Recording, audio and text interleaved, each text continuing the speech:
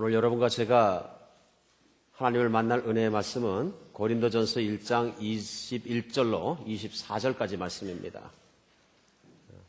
오늘은 우리 시대의 부흥 세 번째 시간으로 부흥 시리즈 세 번째입니다. 그래서 축복의 강물이 흐르게 하라 하는 제목으로 고린도전서 1장 21절부터 말씀 가지고 은혜 나누는 시간 갖겠습니다. 여러분 성경 찾으셔서 우리 한번 번갈아 가면서 교독하는 시간 갖겠습니다. 하나님 말씀을 듣는 마음으로 받는 마음으로 우리 같이 신중하게 읽었으면 좋겠습니다.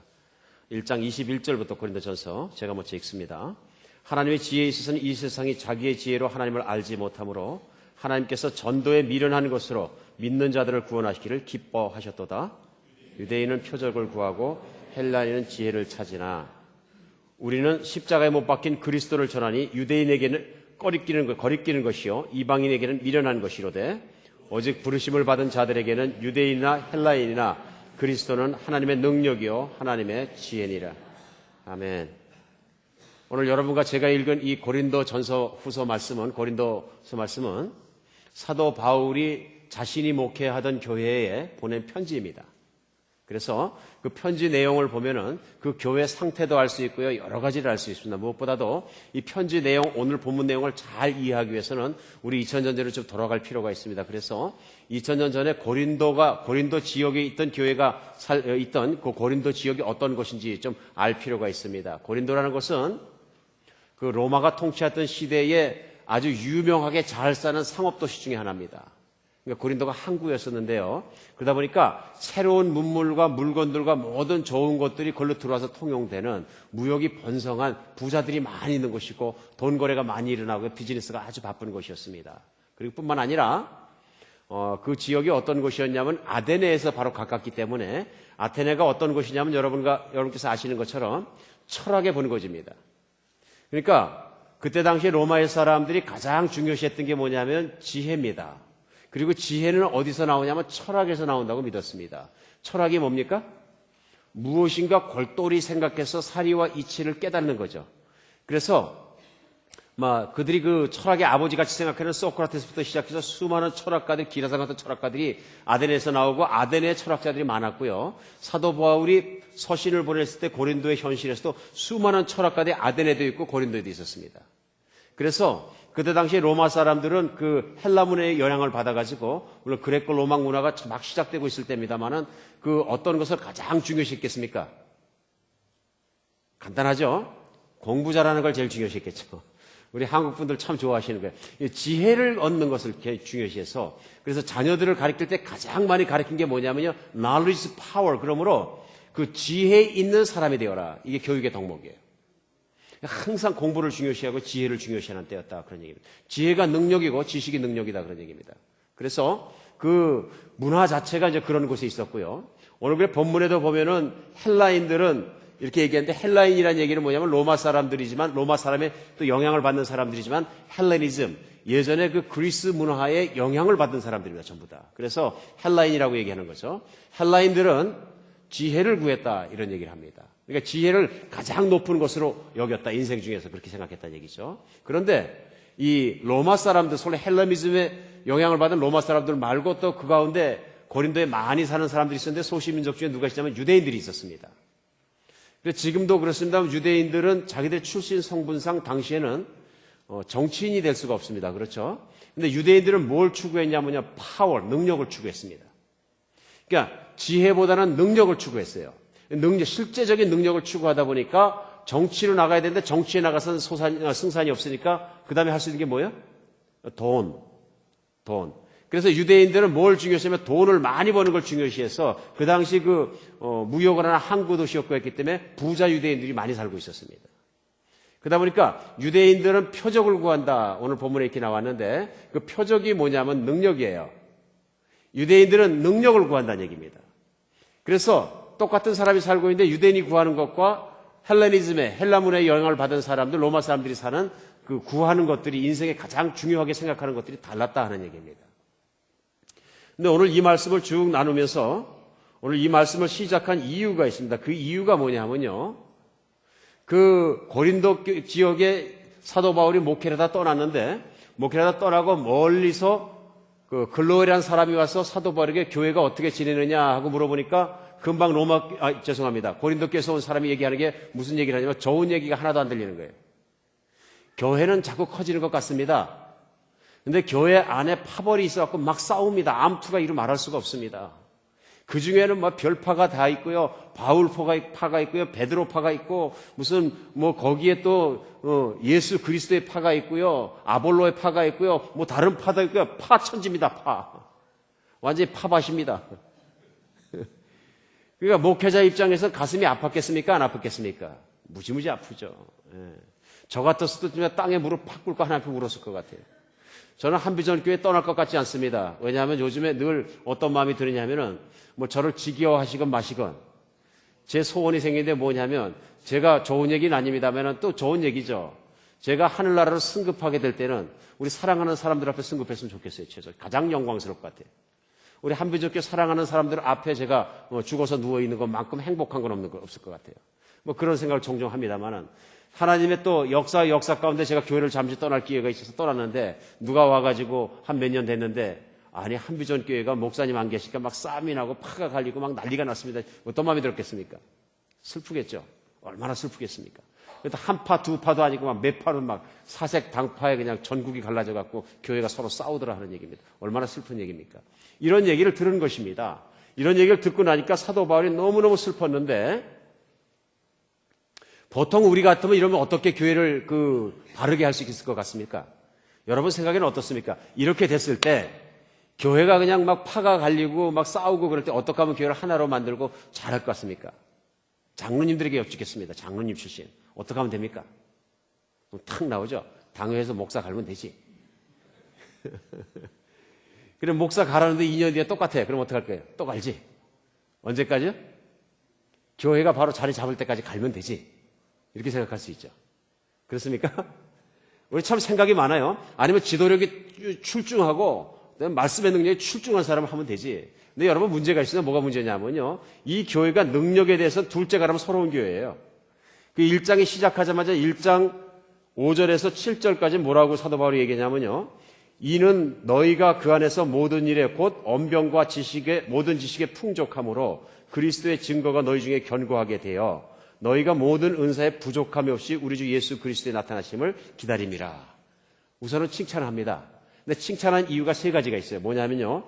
그 교회가 언변 있는 사람이 많아요. 왜 그런지 아십니까? 웅변가가 많다는 얘기예요. 옛날의 철학은 지금의 철학처럼 글을 써서 책만 잘 쓰는 철학이 아니고요. 말을 잘해야 돼요. 웅변가득 해야 돼요. 철학가란 얘기는 뭐냐면요. 논리학에 뛰어나다는 얘기예요.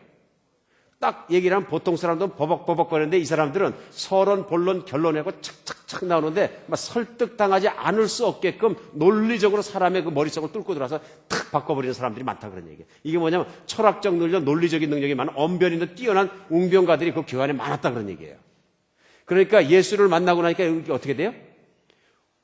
굉장히 잘 가르치는 교사들이 교회 안에 수두룩 뻑뻑했다 이런 얘기입니다. 두 번째는 지식이 풍족했다. 그러다 보니까 세상 지식에 대해서 남이 따라갈 수 없을 정도로 공부 많이 한 사람들이 많았다 그런 얘기입니다.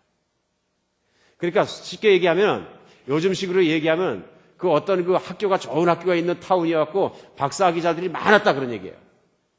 그런 얘기입니다. 세상에서 최소한 대학을 졸업한 사람들 많았다 그런 얘기입니다. 뿐만 아니라 성령의 은혜를 받아갖고 은사가 부족함이 없을 것만큼 은사 많이 받은 사람이 많았다. 그래 그 중에 어떤 리더는 요즘식으로 농담식으로 얘기하면 한번 사람 나오면 전 교인이 한 2시간 동안 다 푹 취침 쉬고 잠 재울 수 있었다 그런 얘기예요. 뭐 방언은 얘기할 필요도 없고요. 예언도 그렇고요. 고린도전서 계속 있다면 은사가 꽃빛에 충만한 교회였어요. 그러니까 보세요. 교사도 많고 지식도 많고 은사도 많아요. 그럼 이 교회가 잘 돼야 됩니까? 안 돼야 됩니까? 당연히 잘 돼. 좋은 교회입니까? 나쁜 교회입니까? 좋은 교회죠. 파워가 느껴지십니까? 예. 출중한 사람들, 출중한 지도력, 출중한 지식, 출중한 영적인 능력. 뭐가 느껴지세요? 파워. 부흥.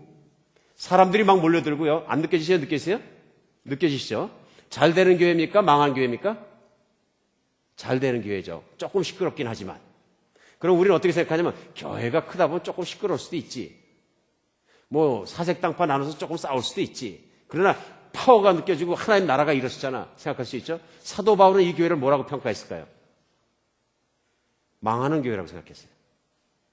망하는 교회. 사도 바울은 이 은사가 있고 아니면 지식이 있는 사람 뭐라고 생각했을까요? 그리스도 안에 어린 자들이라고 생각했어요. 젖병을 물고 젖병 빠는 사람들로 생각했어요.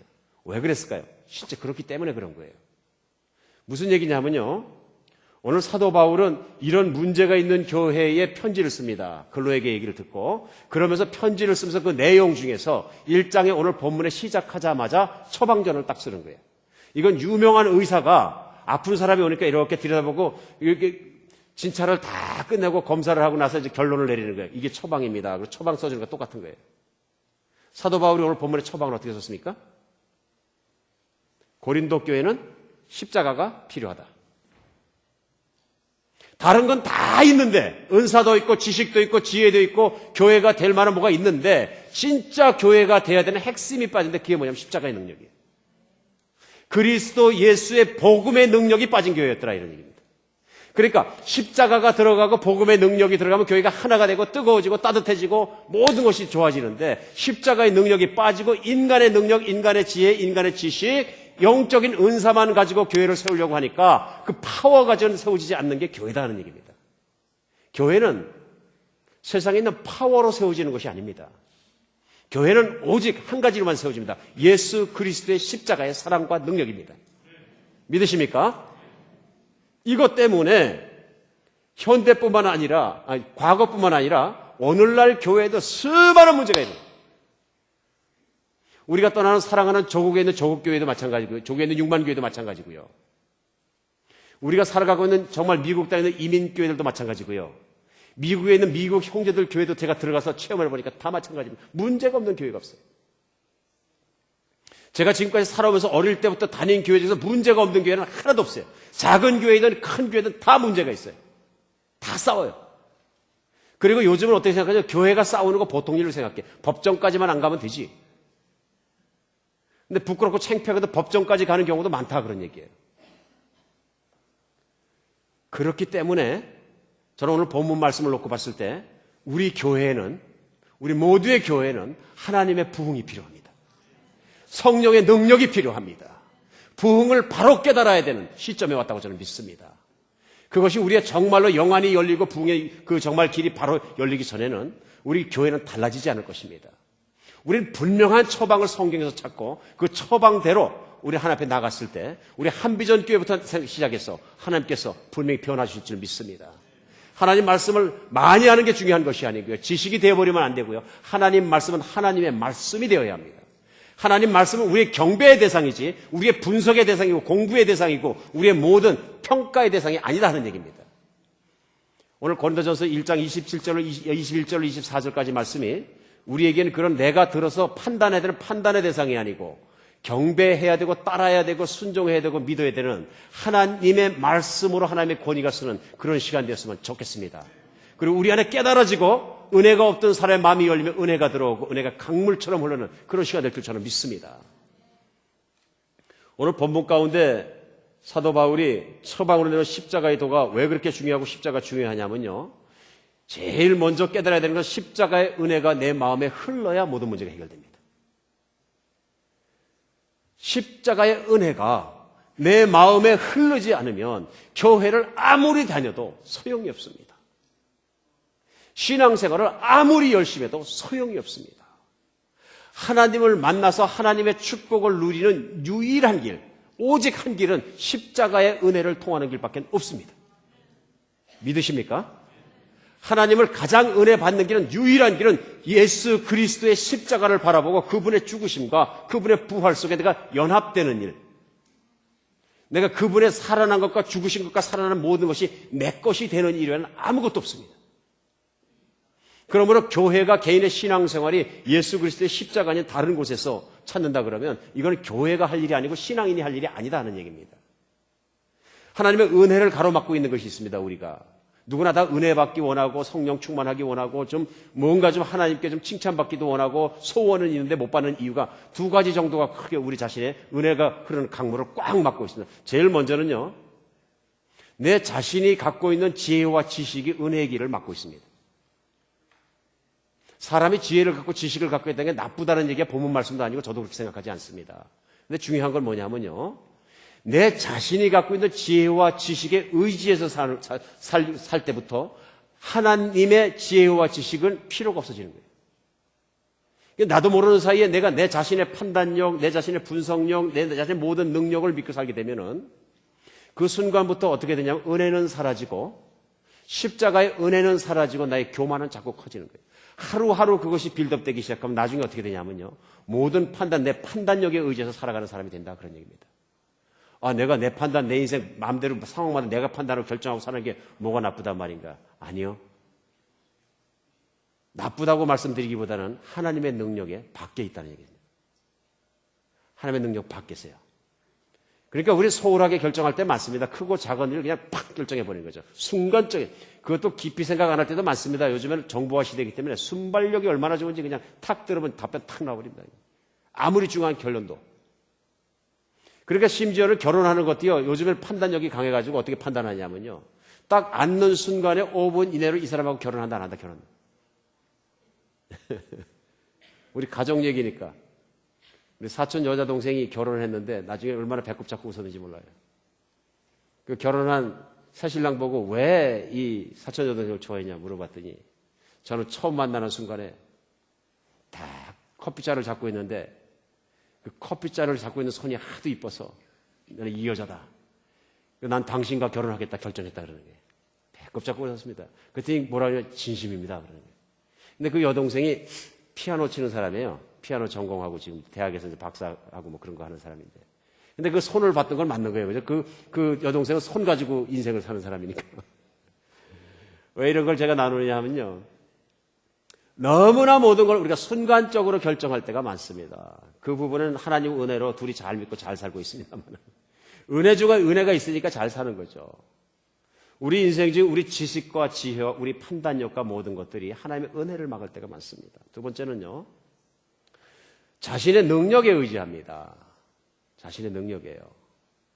내 돈에, 내 머리에, 내 공부 잘하는 것에, 내 수완 좋아서 비즈니스 잘하는 것에, 내 인맥 좋은 것에, 내 집안 좋은 것에, 내 모든 체력 좋은 것에, 내 잘생긴 것에, 내 능력에 의지해서 살기 시작할 때 예수 그리스도의 십자가의 은혜는 막혀버립니다. 그래서 지난 수요일에도 말씀 나눴습니다만 예수님이 말씀하실 때 부자가 천국에 들어간 것이 낙태가 바늘구멍에 들어가는 것처럼 어렵다. 그 말씀은 부자기 때문에 못 들어간다는 말씀이 아닙니다. 내가 돈이 많으면 많은 대로 하나님을 믿기보다 내가 주긴 돈을 의지하기가 쉽다 하는 말씀입니다. 내가 지식이 많으면 지식이 많은 대로 능력이 많으면 능력이 많은 대로 자꾸 내 가지고 있는 것에 의지하는 게 사람의 천성이다. 그런 얘기입니다. 엄마 배에서 태어날 때부터. 그러다 보니까 오늘 본문에 나와 있는 대로 정말로 그때 당시에 헬라인들이 구했던 지혜나 유대인들이 구했던 실력, 돈이나 파워나 능력이나 표적이나 이런 거 똑같은 것을 우리도 구하며 살아가다 보니까 하나님을 믿고 살아가는데 은혜가 제한 없이 나한테 들어오는데 장애를 주고 있는 게 뭐냐면 나 자신 안에 있다 그러니. 이 말씀을 참 쉽게 풀기가 얼마나 좀 영적으로 어려운지 몰라요. 그러나 하나님이 지혜 주시면 제 제주껏 여러분께 말씀드리겠습니다. 우리가 인생을 살아가면서 예수님 안에 있을 때가 있고 예수님 밖에 있을 때가 있다 그런 얘기예요. 예수님 안에서 나를 보면 예수 그리스도의 십자가를 통해서 봐야 된다 그런 얘기예요. 십자가요. 십자가에 매달리신 예수 그리스도 하나님의 독생자이신 예수 그리스도를 통해서 나를 보면 나를 바로 볼 수 있다 그런 얘기예요. 여러분 십자가를 통해서 나를 보면 어떤 내가 보입니까? 지식 많은 나, 지혜 많은 나, 잘난 나, 판단력 좋은 나, 출세하는 나, 정말 인맥 좋은 나, 운 좋은 나, 내가 보입니까? 아니면 뭐가 보이십니까? 십자가에서 피를 철철 흘리시는 하나님의 아들의 그 모습을 십자가를 통해서 보면 나는 교만한 모습이 보이잖아요. 죄인의 모습이 볼 수도 있고, 하나님의 말씀대로 살지 못하는 모습이 볼 수도 있고, 잘났다고 설치고 살았던 내 모습이 볼 수도 있고, 그런 모습 속에 우리가 뭘 발견합니까? 아, 내가 이거 하나님 앞에 너무나 독단적으로 살아온 건 아닌가. 그렇죠? 나의 모습이 보입니다. 예수님의 십자가를 통해 보면 나의 모습이 진실하게 보입니다. 그러면 두 번째 모습이 보입니다. 내가 이렇게 연약하고 나 자신밖에 모르고 이기적이 이런 사람에도 불구하고 나를 위해서 십자가에 못 박힌 예수 그리스도의 사랑이 보입니다. 하나님의 은혜가 보입니다. 하나님이 나를 얼마나 사랑하시는지 나 자신보다 나를 더 사랑하신 하나님이 보입니다. 맞습니까? 예수 그리스도의 십자가를 통해 나의 부족함과 하나님의 완전함과 하나님의 사랑이 보이는 거예요. 그러니까 십자가를 통해서 보면 내가 확실하게 보이고 내가 할 일과 생각할 일과 말할 것과 행동할 것이 똑바로 보입니다. 그렇기 때문에 예수 안에서 십자가를 통해서 볼 때는 우리가 그 은혜가 강물처럼 밀고 들어오는 거예요. 그런데 우리가 십자가를 통해서 보지 않으니까 인생을 십자가는 뒤로 가고 내 판단과 내 능력과 내 눈을 통해서 보고 내 안목대로 살아가고 내 관점대로 살아가니까 나의 사생관, 가치관, 나의 모든 판단에 따라 살아가다 보니까 하나님의 능력은 멀어지고 은혜는 멀어지고 나는 메말라지고 자꾸 답답해지고 캄캄해지고 걸어가도 인생은 메말른 같이 느껴지고 하나님도 안 붙잡아지고 능력도 나타나지 않고 하나님의 능력을 못 느끼는 거예요. 문제는 내 안에 그런 암덩어리 같은 내 지혜와 내 지식과 내 자신의 능력을 의지하는 무엇가 하나님의 은혜의 길을 강둑처럼 막고 있다 그런 얘기예요. 회개는 이걸 없애는 겁니다. 나는 예수님 없이 못 삽니다. 나는 예수님 때문에 살 것이고 예수님을 위하여 살 것이고 나는 예수님으로 살 것입니다. 그러면 예수님과 내가 한 몸이 되고 한 뜻이 되고 딱 뭉쳐서 하나로 연합되었을 때 그때부터 일어나는 게 뭐냐면요. 하나님의 은혜가 예수님을 통해서 예수님의 그 십자가를 통해서 용서와 사랑과 나를 돌보아 주시는 것과 대화하는 것과 친밀감과 이 모든 좋은 것들이 신령한 것들이 하늘에서 쾅쾅 나에게 쏟아진 믿으시기 바랍니다. 세상과 교회에서 십자가의 복음이 사라지고 나면은 우리가 은혜 받아야 될 통로가 닫히고 우리가 교회가 바로 설 모든 치료약도 없고 통로도 없다 그런 얘기입니다. 십자가를 보면 우리 관점이 완전히 달라집니다. 십자가를 통해서 보면 얼마나 많이 달라지는 모릅니다. 세상을 살다 보면 힘들 때가 얼마나 많습니까? 죽지 못해 살 때도 있습니다. 정말 요즘 같았으면은 정말 하나님 앞에 목회자로서 답답할 때 너무나 많아요. 왜냐하면 밥 먹고 사는 것이 쉬운 기호보다 밥 먹고 사는 것이 죽지 못해 살 만큼 힘든 분이 훨씬 많거든요. 그것도 비즈니스가 잘 돼야지 가면은 그냥 기운도 나고 막 그러죠. 비즈니스는 안 되는데 하루 종일 기다리고 뭐 그러다 집값도 못 내고 모두 못 내고 가격값도 못 내면 독촉장은 계속 오고 얼마나 힘들어요. 그분들의 신방하면서 뭐 그분들의 고통 하나하나가 제 고통이 되다 보니까 어쩔 때는 하나님 이렇게 경기가 나쁜 동네 보내주셨습니까? 그러나 죽지 못해 사는 인생같이 생길 때도 십자가를 통해서 보면 희망이 있는 줄 믿으시기 바랍니다. 십자가를 통해 보면 새하늘과 새 땅이 보이고 하나님의 능력이 보이고요. 예수님이 계신 그것을 마지막 시대에 우리 보아야 될 것이 보이는 줄 믿으시기 바랍니다. 아무리 목사가 가지고 뭐 조금 있으면 경기가 좋아질 겁니다. 뭐 할 겁니다. 얘기해도 소용없어요. 제가 무슨 IMF 총재입니까? 아니면 제가 뭐 경제에 대해서 얼마나 압니까? 뭐 아니면 제가 예언가라서 경제에 대해서는 쪽집게 예언가라서 제가 그럼 2달 되면 반드시 풀립니다 얘기합니까? 예언 잘못했다가 틀리면 어떻게 돼? 저 죽어요. 맞습니까? 어떤 분들은 막 겁도 없이 예언하던데 무서운 거예요 사실은. 성경은 죽이겠다 그랬어요 하나님이. 하나님이 대언케 안 했는데 내 마음대로 대언하는 사람들을 죽이겠다 그랬어요. 가증하다고. 이건 무서운 거예요. 하나님은 그런 면에서 무서우신 분이십니다. 오늘 아무리 힘든 인생을 살아가도 예수 그리스도의 십자가를 통해서 보면은 나를 보호할 수 있는 능력 있는 하나님이 그 독생자 아들을 십자가에 못 박기까지 사랑하시는 그 하나님의 사랑이 보인다 그런 얘기입니다. 이건 우리의 소망이고 우리의 유일한 힘입니다. 이 예수 그리스도의 힘과 사랑이 내 안에 흘러넘치면은 세상이 문제가 안 되고요. 세상이 시샘말로 돈짝만하게, 돈짝이 얼마나 가지 모르겠어요. 동전만하게 보인다는 얘기인가 봐요. 그렇죠? 조그맣게 보인다 그런 얘기. 세상이 모든 것으로 보였었는데 세상이 자그만하게 내가 다룰 만한 것으로 보인다는 얘기입니다. 세상에서 내가 추구했던 지혜도 세상에서 목숨 걸고 갖고 싶었던 능력도 돈도 파워도 알고 보니까 아무것도 아니네요. 그냥 한 끼 밥 먹었으면 하나님 땡큐. 어차피 나 천국 살 것인데 출장 나와서 하루 사는 것으로 하나님 땡큐. 그런 마음으로 은혜의 마음으로 바뀐다는 얘기입니다. 우리의 관점이 바뀌지 않으면 그리스도 안에 가지 않으면 우리 모든 것 안에서 은혜의 강물은 흐르지 않습니다. 이것이 부흥입니다. 이것이 진정한 부흥입니다. 그 역사적으로 부흥의 역사만 연구하는 그 성경학자들이 계세요. 그중에 유명한 분이 닥터 오루라는 분인데 이 닥터 오루가 강연을 끝나고 나니까 신학생 한 사람이 촥 쫓아와서 물어봤어요. 그런데 강사님, 그렇게 역사에 일어났던 기가 막힌 하나님의 파워가 들은 부흥이 어떻게 하면 오늘 이 자리에서 일어나겠습니까? 비결이 뭐겠습니까? 물어보니까 닥터 오루가 얘기합니다. 최소한 예수 그리스도의 십자가 당신의 심장을 관통하게 하시오. 그러면 당신의 마음 안에서만큼은 부흥이 일어날 것이요. 믿으십니까? 이겁니다. 예수의 십자가로 돌아가야 합니다. 이게 사도 바울의 핵심입니다. 사도 바울은 십자가를 통해서 평생 동안 자신을 보았던 사람입니다. 다른 어떤 것도 통해서 보지 않고 십자가만을 통해서 보았습니다. 금년도에는 말씀 시작해서 1월 첫 주부터 시작해서 계속 십자가 그러니까 이 목사가 완전히 십자가 탕만 먹었나 보다. 왜냐 하면요, 그 길 외에는 부흥의 길도 없고 정말 축복을 받는 길도 있고 아무 길도 없다는 걸 제가 성경 안에서 분명하게 발견했다는 것입니다. 그럼 믿는다는 것입니다. 다른 거 아무리 얼마든지 재밌는 얘기 할 수 있습니다. 저는 달변가는 아니지만 재미있게 할 수는 있습니다. 있을 것 같아요. 너무 화근했다. 이것도 다 육신이에요. 있을 것 같지만은, 그러나 아무리 좋은 설교 시간으로서 은혜 받았습니다 얘기하더라도 십자가의 그리스도 예수의 십자가의 능력이 관통하지 않고선 그 마음엔 부흥이 안 일어나는 거예요. 소용이 없는 거예요. 아무 소용없는 거예요. 그러니까 사도 바울이 고백할 때 그러잖아요. 나로 나된 것이 하나님의 은혜라.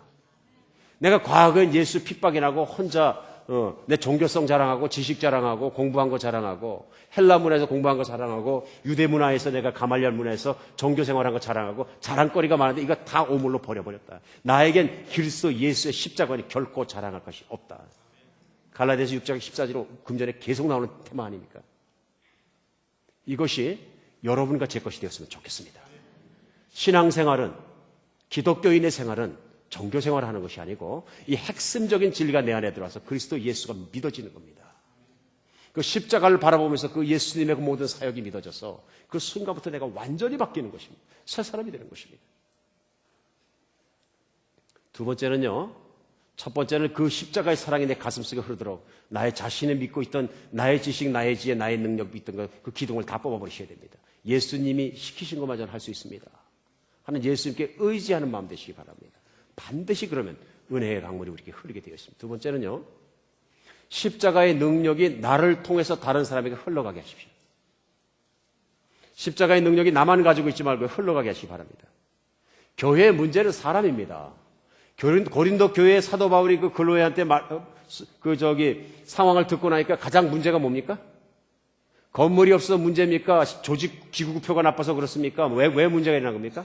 사람입니다. 항상 공동체의 문제는 사람입니다.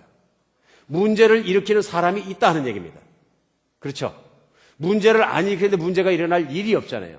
꼭 문제를 일으키는 사람이 있기 때문에 문제가 있는 거죠. 문제성의 사람이 있으면 어디 가도 문제가 일어납니다. 그런데 문제는 뭐냐면요, 문제성이 없는 사람이 없다 그런 얘기예요. 세상에서 여러분들 그러실 거예요 아마.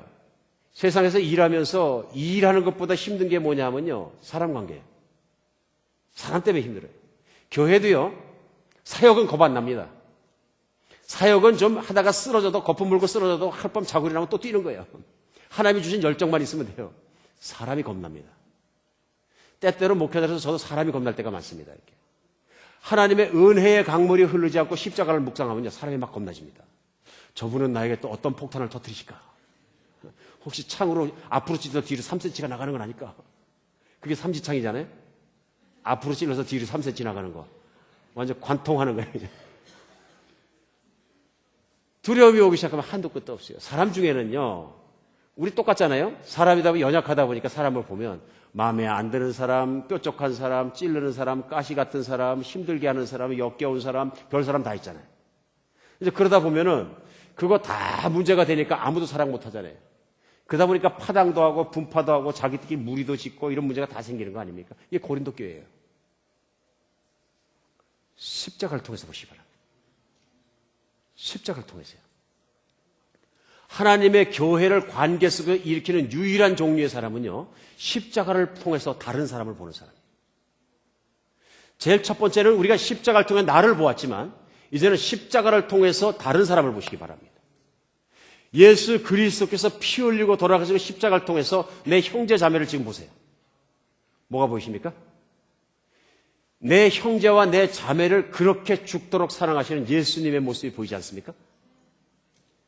내 옆에 있는 형제와 자매들은 내 마음에는 육신적인 생각에 조금 마음에 들지 않을지 모르지만 헤어스타일이나 옷 입은 것이나 생긴 것이나 모든 게 내 마음에 조금 안 들고 말을 하고 나니까 이건 완전히 그냥 다시는 보기 싫을지도 모릅니다.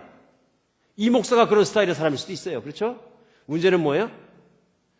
그리스도의 십자가를 통해서 보니까 내가 아무리 마음에 들지 않게 생각했던 사람조차도 예수님이 목숨 바쳐 사랑하는 사람인 걸 믿으시기 바랍니다. 십자가 안에서 보면 미운 사람이 없습니다. 십자가 안에서 보면 사랑하지 못할 사람이 없습니다. 십자가를 통해서 보면 판단할 수 있는 사람은 아무도 없습니다. 예수님이 목숨 바쳐 사랑하는 내가 형제와 자매를 어떻게 판단합니까? 내가 예수님 심판하는 사람입니까? 그럼 예수님 뭐라 그러실 거예요? 야, 내가 너도 참느라고 힘들었다. 네가 형제 자매한테 그렇게 하는 대로 나도 너 한번 해줄게. 제 얘기가 아니라 마태복음 5장 6장 산상수훈 말씀이잖아요. 형제를 비판하거나 판단하면 나도 너를 그렇게 판단하겠다. 무서운 말씀이잖아요. 그런데 우리 밥 먹듯이 하잖아요. 그것이 교회를 깨트리고 가정을 깨트리고 직장에서 사람 관계를 깨트리고 일하는 데서 사람을 원수 만들게 하고 이 모든 게 왜 오는 것입니까? 십자가를 통해서 보지 않으니까 나타나는 거예요. 십자가를 통해서 보지 않으니까 나도 불행해지고 나를 만나는 사람도 불행해지고 모든 교회를 불행하게 만들고 내가 열심히 내 능력과 내 지혜와 내 힘으로 내 열정으로 뛰면 뛸수록 교회도 힘들게 하고 자꾸 아프게 하는 거예요. 그렇죠? 내 돈에 의지해갖고 조금이라도 살려고 하는 사람은 돈 가지고 사람을 아프게 합니다. 정말입니다. 내 돈에 실력이 있는데 나를 경배 안 해? 돈 가지고 그냥 아주 그냥 정말 힘들게 합니다. 실력 있는 사람은 실력 가지고 아프게 하고요. 머리 좋은 사람은 머리 갖고 아프게 합니다. 정말입니다. 인생에 도움이 안 될 때가 많습니다. 네, 도움이 안 됩니다. 그리스도 예수의 십자가를 통해 보셔야 살 수 있습니다. 한국에 있는 유명한 목사님 한 분이 말씀 전하시면서 고백하시는 거예요. 교회가 큰 교회를 하시다가 한국 교회를 개혁하시겠다 그러면서 이 목사님이 개척을 시작하셨어요. 다시 다 그대로 내놓고. 그래가지고 이건 뭐 부자 상속은 둘째치고 잘 교회가 될 때 딱 목사님 네 분한테 띄어서 교회를 분가시키시고 자신은 가갖고 정말 생계책을 시작하셨어요. 그러고 3년이 지나니까 또 성도들이 한 1,500명 모였어요. 유명한 목사님이니까. 되죠 또 그렇게 깨끗하게 살려고 노력하니까. 그럼 뭐라고 말씀하세요? 3년 반쯤 되니까 성도들하고 목사하고 허니문 기간이 끝나가는데, 야, 가시 같은 사람, 망치 같은 사람이 때리고 찔러대는데 못 살겠더래. 그래서 진짜로 뇌 한쪽이 마비돼 버리고 눈이 떠지지도 않고요. 밤새도록 잠도 못 자고요. 완전히 폐인이 돼, 폐인이. 병원에서 끙끙 앓으면서 결국 나중에 발견한 게 뭐냐면 병원 약 가지고는 안 되고 십자가를 붙잡았더니 예수님의 은혜를 붙잡았더니 내가 그렇게 미워하던 사람이 보이더래요. 그러면서 예수님이 내가 그도 이렇게 사랑하는데 내가 어찌 그렇게 미워하느냐. 내가 그나 너나 다를 것이 없고 너도 그처럼 흠이 많은 사람이지만 너는 그래도 그동안 조금은 낫지만 내가 볼 때 똑같은 죄인이라. 그 예수님의 마음을 십자가에서 통해서 보고 나니까 참을 수 있는 여유가 이만큼 생기더래요. 사역하기 싫어 다 집어던지려고 하는데 사역하고 싶어지고 마음이 좋아지고 다시 괜찮아지더래요. 사랑하는 여러분, 십자가를 통해서 사람들을 보시기 바랍니다. 지금 해외 나가서 정말 어려운 곳에 미개한 곳에 하나님 말씀 전하고 복음 전하는 선교사님들 얼마나 훌륭합니까? 그분들이 인품이 훌륭해서 거기 가서 10년, 20년 사역할까요? 그럴 수도 있겠죠. 그러나 내 성품 믿고 내 실력 믿고 내 헌신 믿고 간 사람들은 선교 오래 못하면 다 실패하면 다 들어옵니다. 저거 개런티예요. 3년 못 참고 들어온 경우가 많고요. 많이 참으면 10년이면 다 들어옵니다. 근데 끝까지 거기서 일하는 분들이 누군지 아세요? 십자가를 통해서 현지 사람들을 보는 사람들이에요. 미개한 사람들이 가면은 뭐 팬티만 입고 다니고 막 그러니까 굉장히 순수하고 사랑스러운 대사가 천만의 말씀이요. 사람이 미개해지면 미개해질수록 사람이 민해집니다. 영어로 민자가 한국말로 뭐예요? 잘 모르겠는데. 왜 그렇습니까? 내 안에 있는 욕망을 드러낼 때도 아주 그냥 노골적으로 드러냅니다. 아주 레어하게. 이기심일 땐 이기심이 훔쳐갈 때는 양심의 가책도 없이 훔쳐간다는 거예요. 원주민들은. 그런 사람들 속에서 이렇게 시달리다 보면은 아이고 인간이 짐승 같다 이런 생각이 들 수 있어요. 그러면 선교 오래 할 수 있겠어요? 없겠어요? 못하는 거죠. 그 사람들, 그 인간들을 어떻게 사랑합니까? 거기다 공부는 하나도 안 했어요. 훈련이 안 됐다는 얘기예요. 그렇죠? 공부라도 많이 있으면 기본적인 매너라도 있어요. 공동체를 살아가는. 근데 매너도 없는 거예요. 사랑할 만해요? 사랑할 만하지 않아요? 선교지에 있는 원주민들은요, 사랑할 만하지 않습니다. 본능적으로 움직입니다. 얼마나 힘든지 아세요? 그런데 예수 그리스도의 십자가를 통해서 보니까 사랑이 나오는 거예요. 내가 예수 십자가 안에 있느냐 없느냐 밖에 있느냐가 얼마나 중요합니까? 인생을 바꾸고 사역을 바꾸고 모든 것을 바꿉니다. 예수님의 십자가 안에 이르는 순간에 우리에게 정확하게 일하는 두 가지가 있습니다. 한 가지는요, 우리 눈으로 보고 세상의 절망으로부터 우리를 구해 주십니다. 예수님의 눈을 통해 마음을 통해 볼 수 있도록 우리를 구원해 주십니다. 두 번째 일어나는 일은요, 예수님의 눈을 통해 보기 때문에, 세상을 그렇게 보기 때문에 사명이 생깁니다. 직업이 사명이 아니고요. 수많은 사람들이 직업이 사명이라고 생각해요. 직업은 수단이고요. 예수님의 사랑을 흘러내는 사명의 통로로서의 사명감이 생깁니다. 전도 그러면 무슨 뭐 꼭 내가 의무같이 느껴지지만 예수님의 사랑이 내 가슴으로 강물같이 흘러간 사람은 전도하지 말라 그래도 합니다. 누구에게요? 제일 먼저 내 가족에게 합니다. 맞습니까?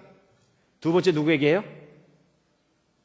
내 옆에 있는 친구들에게 하고요. 친척들에게 하고요. 그렇죠? 내 직장에 있는 사람들에게 너무 좋기 때문에 이 강물이 끝나게 하고 싶지 않기 때문에 하나님의 강물을 흐르게 하는 사람들이 바로 누구냐면 진짜 예수님 안에 있어서 예수님을 통해서 모든 것을 보는 사람들입니다. 그렇기 때문에 나는 이 은혜를 누리는데 은혜를 못 누리는 정말 어떤 마켓에 갔다 캐싱아웃 된 한 자매님을 보면 불쌍해서 그냥 볼 수가 없는 거예요. 항상 예수 믿으시죠. 예수 믿으시죠.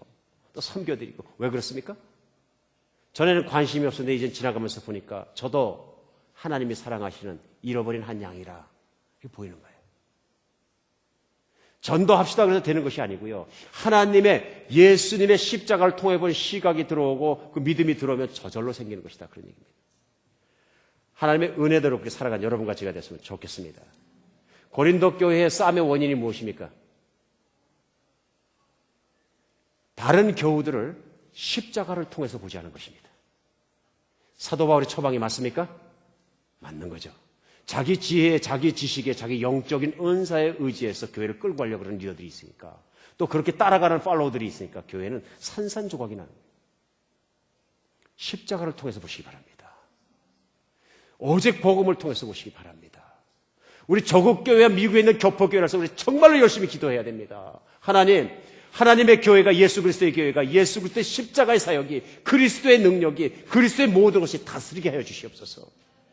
십자가의 복음은 간대가 없고 이상한 세상의 처세관과 적극적 사고방식과 이상한 얘기들 교회 나오면 뭐 다른 얘기들만 계속하니까 사람은 불안하고 비대해질지 모르지만 그리스도의 능력과 교회의 하나됨과 정말 놀라운 사랑의 연합체가 볼 수도 없고 체험할 수도 없고 드러나지 않는다 그런 얘기입니다. 이것이 우리의 세대에 보이는 것이 진실한 부흥입니다. 고린도 교회는 고린도 후서까지 보면 모든 교인이 교만을 내려놓고 회개하고 고린도 후서에 보면 교회가 회복되었습니다. 고린도 교인들이 대단한 교인들이에요. 그래도 고린도 전서와 중서가 있었던 것 같다고 성경학자들 많이 얘기합니다. 전서는 점잖게 타이르고요. 중서는 신란했어야죠. 고린도 전서도 만만치 않습니다. 고린도 전서 맨 끝에 16장이죠. 16장 맨 끝에 보면 사도 바울이요. 뭐라고 하냐면 22절에요. 만일 누구든지 주를 사랑하지 아니하면 저주를 받을지어다. 우리 주여 오시옵소서. 이게 편지 끝이에요. 주 예수 그리스도의 은혜가 너희와 함께하고 나의 사랑이 그리스도 예수 안에서 너희 무리와 함께 할지어다. 인사하기 전에 뭐라고 하냐면요. 예수를 사랑하지 않는 사람은 저주받을지어다. 왜 그럴까요? 이 모든 것으로 가르치고 사랑하고 품고 복음을 전하고 했는데도 예수를 사랑하지 않는 사람은 어차피 저주받은 사람이다. 그 얘기가 뭐냐면요, 내가 예수 안에 있는 거하고 예수 밖에 있는 거하고 축복이 오는 유일한 길은 예수님의 십자가를 통해서 온다, 그런 얘기입니다. 그렇기 때문에 예수를 잊어버리고 예수를 기억하지 못하고 예수의 십자가의 사랑을 잊어버리고 내가 교만해지고 내 자신을 의지하기 시작하면 예수님 밖으로 나간다는 얘기예요. 예수님 안에 항상 살아가는 여러분과 제가 되었으면 좋겠습니다. 정말 그렇게 살았으면 좋겠습니다.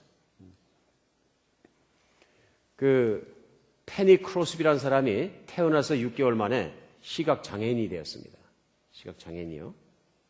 매우 영리했었는데 어릴 때부터 시를 아름답게 지는 재능이 있었는데요. 중간에 다 집어 던져버립니다. 그래서 30살이 살 때까지 눈이 안 보이니까 할 수 있는 일이 너무너무 없기 때문에 인생을 비탄해가지고 비관해 살아갑니다. 불평투성이고 불만투성이고요. 완전히 인생이 엉망진창이 됩니다. 뉴욕에서 전도 집회를 하고 있는데 페니 크로스비가 거기 서 있다가 같이 서 있다 찬양을 하는데 계속 반복하는 찬양입니다. 근데 그때 반복했던 찬양이 뭐냐면요, 웬 말인가 날 위하여 주 돌아가셨나, 이 찬양이에요. 웬 말인가 날 위하여 주 돌아가셨나. 계속 찬양하다가 자기 찬양하다 보니까 갑자기 눈물이 나는 거예요. 그러면서 십자가도 알고 예수님도 알고 어릴 때부터 다 알았는데 그날은 그 십자가가 가깝게 느껴지고 자기를 위해 느껴지고 절실하게 느껴지면서 가슴이 확 열리는 걸 느껴지는 거예요. 그러면서 인생을 불평하고 불만하고 모두 갖고 살았는데 예수님은 창조자의 아들이시지만 저렇게 창조자가 이 땅에 오셔서 나 같은 인간 때문에 십자가에 못 박히고 세상에서 곤란받고 환난받고 비난받고 죽으실 만큼 나 대신 죽으셨는데 내가 세상에서 불평할 게 뭐 있나? 어떻게 하나님의 아들이 독생자가 십자가에 못 박히시나? 찬양을 하면서 그게 진짜로 믿어진 거예요. 눈물을 펑펑 쏟으면서 내 마음에 부흥이 일어납니다. 웬 말인가 나 위하여 십자가에 돌아가신 예수를 웬 말인가? 어떻게 하나님의 독생자가 돌아가시나? 그 은혜가 쏟아져 들어오시면서 이 자매님이 완전히 달라져 가지고요.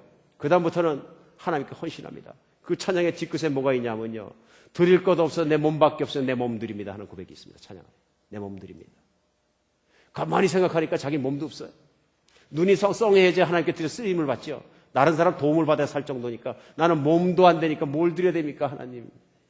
갑자기 찬양하는 생각이 나네. 너는 시를 잘 쓰잖아. 그래가지고 이 자매님이 그때부터 다시 시를 쓰기 시작하는데요. 찬송가의 작사로다가 찬송 시를 갖다 8,000편이었습니다. 수많은 것들이 그리스도인의 노래 안에 들어오게 되고요. 여러분과 제가 너무너무 잘 알고 있는 찬송가 204장 예수를 나의 구주 삼고, 이것도 페니 크루스가 작사한 거예요. 나중에 그랬고 드와이트 무디, D.L. 무디 목사님은 부흥회 할 때마다 수백만 명의 사람을 그렇게 위해서 항상 이거 불러요. 예수로 나의 구주 삼고. 이걸 어떻게 쓰게 됐냐면은 가슴에 예수를 구주 삼고 그때 감동이 있을 때 내 모든 것을 버리고 예수 안에 내가 연합되고 들어갔을 때 얼마나 황홀하고 좋은 것인지 그 고백을 하면서 수많은 사람들이 그 고백을 통해서 그리스도께로 들어오는 것입니다. 여러분, 공부 잘하는 것도 중요하고 돈 잘 버는 것도 중요하고 똑똑하고 내 자식이 잘 되는 것도 중요하지만 십자가의 능력을 아는 것이 훨씬 더 중요합니다. 훨씬 더 중요해요. 저도 자식을 키워보니까 예수님 사랑한다는 고백하고 예수님 사랑하고 예수님의 사역을 하고 예수님을 섬기는 모습이 그 아이가 잘 돼서 세상에 출세하는 것보다 훨씬 더 기쁩니다. 훨씬 더 기쁩니다.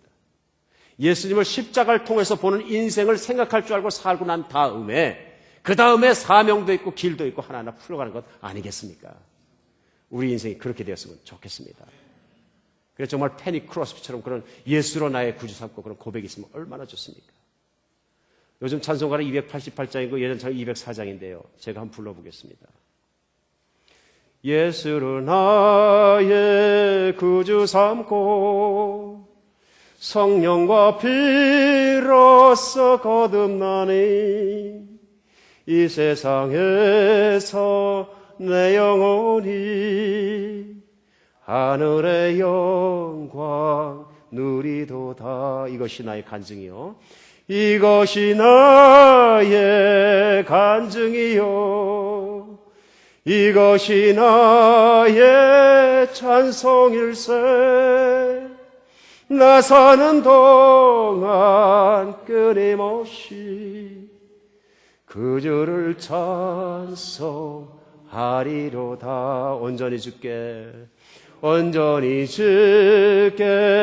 맡긴 내 영. 사랑의 음성을 듣는 중에, 사랑의 음성을 듣는 중에 천사들 왕래하는 것과 하늘의 영광 보리로다. 하늘의 영광 보리로다. 이것이 나의 간증이요, 이것이 나의 간증이요, 이것이 나의 찬송일세. 나 사는 동안 끊임없이 주를 찬송하리로다. 믿으십니까? 평안하십니까? 십자가를 통해서 나를 보시기 바랍니다. 십자가를 통해서 내 교우들을 보고, 십자가를 통해 내 자식을 보고, 십자가를 통해서 내 정말 같이 일하는 사람들을 볼 수 있는 그런 은혜가 임하기를 간절히 원합니다. 같이 기도하겠습니다.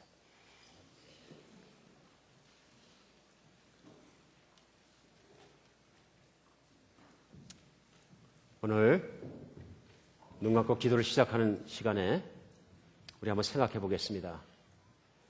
십자가를 통해서 나를 보니까 어떻게 보이십니까? 우리 한번 십자가를 통해서 나를 보았으면 좋겠습니다.